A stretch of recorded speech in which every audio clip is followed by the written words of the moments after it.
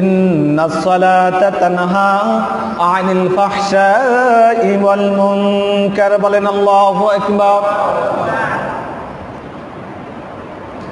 আল্লাহ রাব্বুল আলামিন বলছেন ইন্নাস সালাতা তানহা আনিল ফাহশাই ওয়াল মুনকার।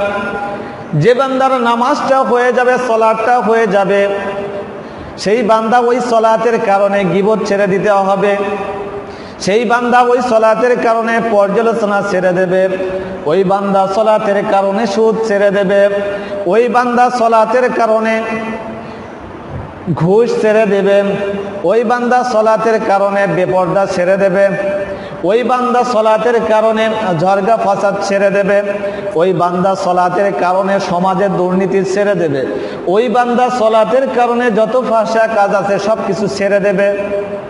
যদি বান্দা সমস্ত ফাহশা কাজ ছেড়ে দেয়, ওই বান্দার সালাতটা আমি আল্লাহ রাব্বুল আলামিনের দরবারে কবুল হয়ে যাবে। বলেন সুবহানাল্লাহ।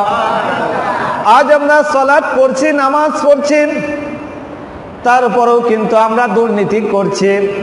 আজ আমরা সালাত পড়ছি, নামাজ পড়ছি, তাহাজ্জুদ পড়ছি, চার নামাজ পড়ছি, ইশরাকের নামাজ পড়ছি, সালাতুদ দুহা পড়ছি, এত নামাজ বন্দিগি করছি, ইবাদতে বন্দিগি করছি, তারপরেও কিন্তু আমাদের মধ্যে সুদ আছে। এত নামাজ পড়ছি কিন্তু আমাদের মধ্যে বেপরদায় আছে। এত নামাজ পড়ছি তারপরও আমাদের মধ্যে দুশ্মনী আছে। এত নামাজ পড়ছে আমাদের মধ্যে গীবত আছে। এত নামাজ পড়ছে আমাদের মধ্যে পর্যালোচনা আছে। এত নামাজ পড়ছে আমাদের মধ্যে জমি দখল আছে। এত নামাজ পড়ছে আমাদের মধ্যে এখনো পরের জমি আত্মসাৎ করা আছে।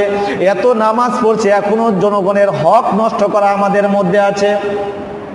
আমার আল্লাহ রাব্বুল আলামিন বলছেন ওই নামাজটা নামাজ নয় যে নামাজটা তোমাকে খারাপ কাজ থেকে এখনো বিরত রাখতে পারেনি।